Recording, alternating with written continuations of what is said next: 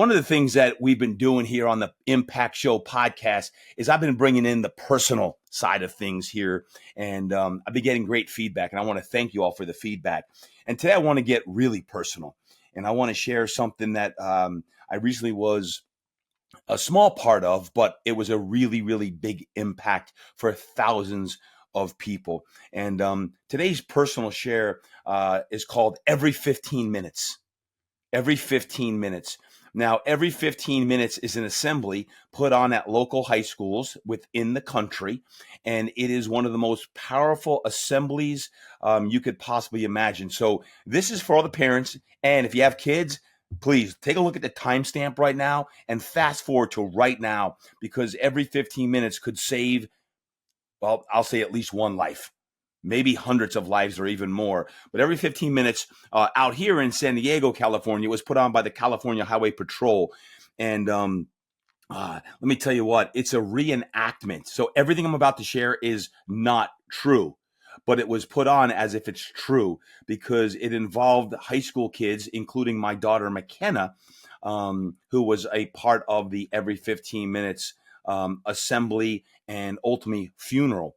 And the California Highway Patrol put on this entire thing to really make such an impact on these kids that they are going to think twice about drinking and driving, because as you know, drinking and driving can wreck or kill people's lives. So in this, they had a helicopter, 2 cars got totaled, a Jaws of Life. There were hospital reenactments with doctors and nurses, like real doctors and nurses in the ER, state police, local police. I mean, it was a full-on production.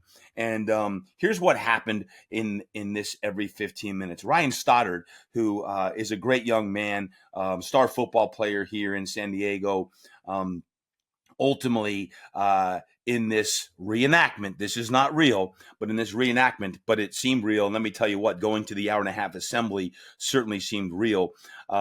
Ryan decided, despite him not drinking in high school, decided to celebrate one night with his friends and had a little too much to drink. And he decided to get behind a wheel. And at the high school, he got into a car wreck with my daughter McKenna being in the other car. And Ryan was arrested on site, on school. His girlfriend was killed in the car wreck. My daughter McKenna, who was a passenger in the other car, was paralyzed from the waist down. And the driver of that car was killed. Yeah. So this reenactment was unbelievable, with hundreds or thousands of kids witnessing McKenna getting the Jaws of Life coming out of the car, rushed to the hospital, the doctors telling her that she would never play lacrosse again, let alone walk again. And 2 people had funerals, and Ryan Stoddard was sentenced to 14 years in prison.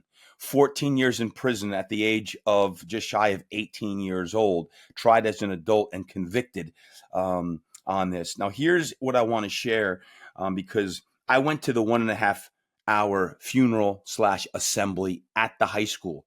Now, imagine this. There's a casket on the court, a casket, full casket, and they had 20 kids come up as the living dead with the Grim Reaper. McKenna was wheeled up in a wheelchair, pushed by Ryan, and it was one of the most touching assemblies, programs I've ever been part of. Now, there were a few people who spoke, and then I had the opportunity to speak as well. And I spoke as if McKenna really was paralyzed, and how I would feel if my kid was paralyzed or if my kid was killed. And then after I was done, I spoke for probably, a few minutes.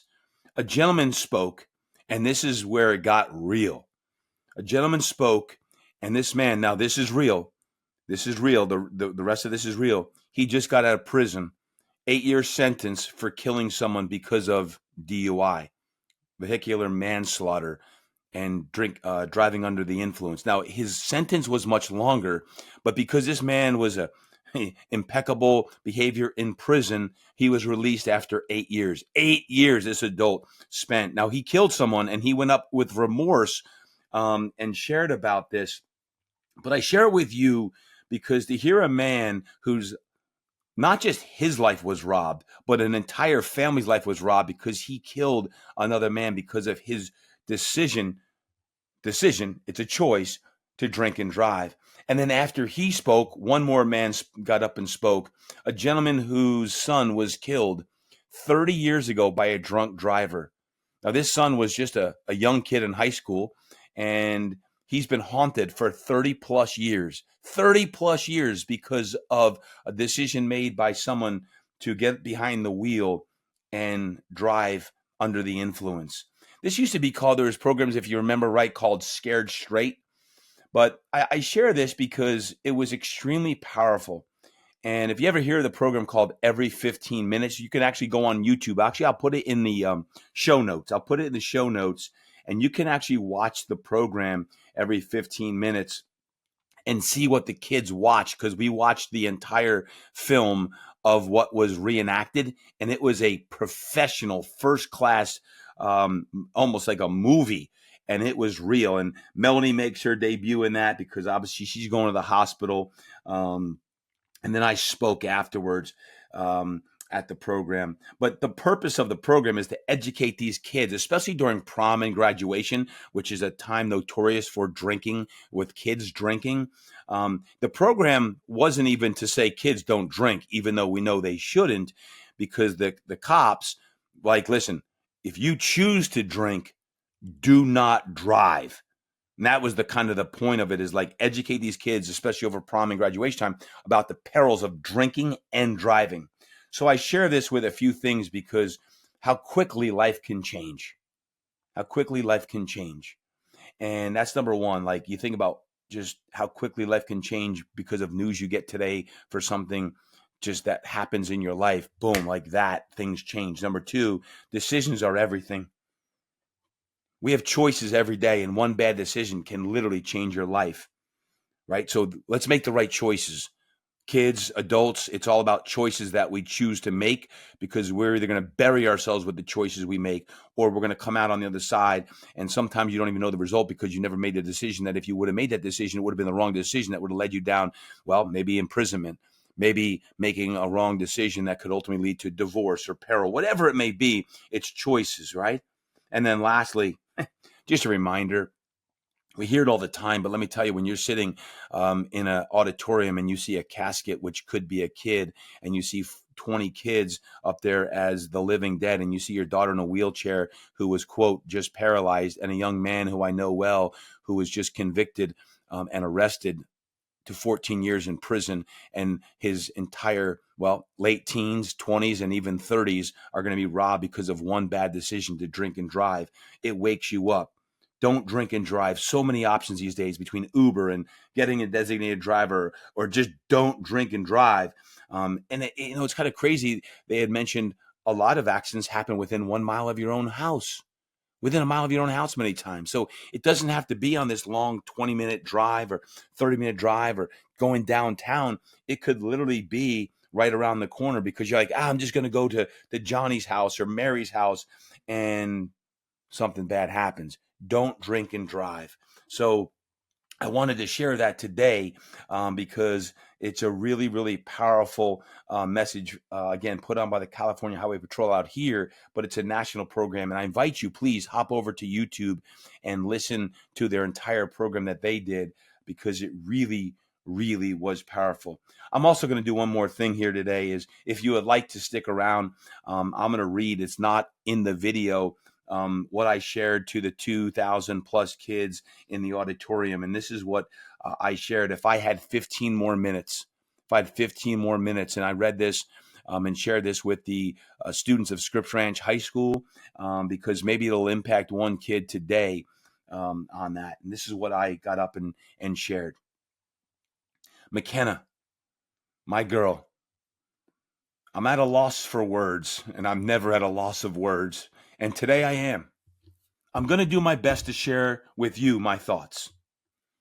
First, I'm so grateful you're alive, McKenna, And I know through God's power, we're going to get through this. 2, I'm so sorry for the Schramm and Przenka families. I can't imagine the pain they're experiencing and will experience for the next many months and years. Heck, their entire lives are permanently changed as they lost their babies. And Ryan, there's so much I want to say. My human nature says, why? Why did you drive drunk? Why did you put all these kids in your car while you were drunk? And how are you the one who didn't die and 2 families lost their babies and 2 more are forever permanently scarred? The lives of the families who lost loved ones will never be the same, and they will never be the same for us either. Ryan, my other heart, my spiritual heart hurts for you. My heart hurts for you and your family. I know your life will never be the same either. For someone who had it all, school and sports, and had the world in the palm of your hands, now you're going to have to accept the consequences of your actions that forever changed the course of so many. Man, I saw you play a lot of football, and if there was one person that I would think, this kid has it all, I would say it was Ryan Stoddard. Scholar, athlete, great kid. Everyone loved Ryan. Just one bad, fatal, and grave mistake, and your life will never be the same. I know if you could go back and do it all over again, you would. But unfortunately, we can't. And that's the pain you will have to live with forever. I know you now have to spend the next 14 years of your life in prison, your best years with murderers, drug dealers, rapists, and bad dudes. And now you'll be living amongst them. And deep down, I know you're not one of them. You made one bad choice, one bad decision, and your life is forever changed. Ryan, your life's forever changed, and your family's life is forever changed as well. As a man of faith, I forgive you as I know you will do penance in prison. But man, to think you'll be at least 35 years old before you possibly face freedom hurts me to know that. McKenna, my heart hurts. I know how much you didn't want this to happen, that you didn't choose this, you didn't want this, and you certainly didn't know what happened. You were just at school, leaving the parking lot when you got hit. Otherwise, I know you would have never even gotten in that car that would have gotten hit. What I would do to trade places with you right now, you had it all. What I would do to go out and work out with you again, or play lacrosse catch with you, or coach you in lax, or take you on a daddy and daughter date. And now, life as a paraplegic will present a different set of challenges. I'll say this, life throws major curveballs, and this is a major one. I thought you had it all at the tender age of 17. You're a great girl, you're smart, you're beautiful, you have a toughness inside of you that most don't even know about. You're one heck of an athlete, and I was so excited for you to continue it all as you get ready to embark upon your next step in life as a student and lacrosse athlete at High Point in North Carolina. That team and that university will not be the same with you not there. I'm not one to look back and live in the past and live in a state of what if. I refuse to have us, me, your mom, Luke, or Brady, or even you sit and live in regret.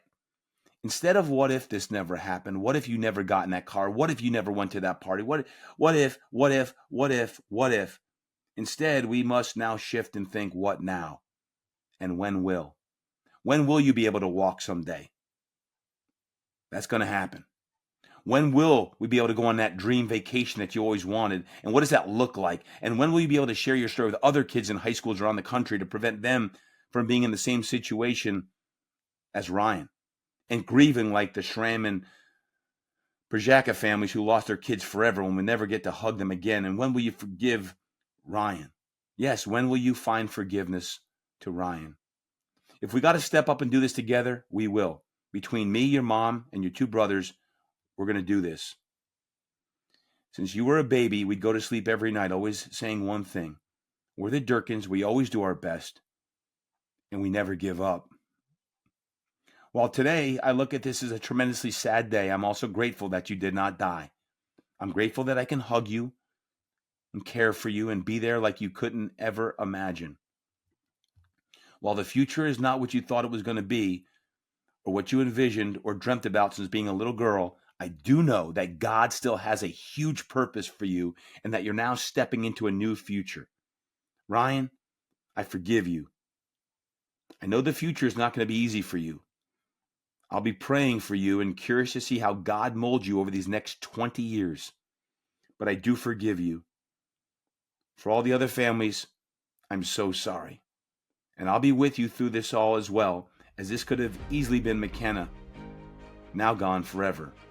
We're in this together. And for all here, all of you are great kids. Don't let one bad choice become the biggest mistake of your life and one that you will regret until the day you die. McKenna, I love you. As you always heard me say, the best is yet to come. While it's sometimes hard to understand life when you're walking through or going through a tough time, it always makes sense in hindsight. And one thing you can count on, your mom and I will be by your side, in your corner, and taking care of you like never before. I love you, honey. Thank you. That, my friends, right there is what it's all about, and that's called every 15 minutes.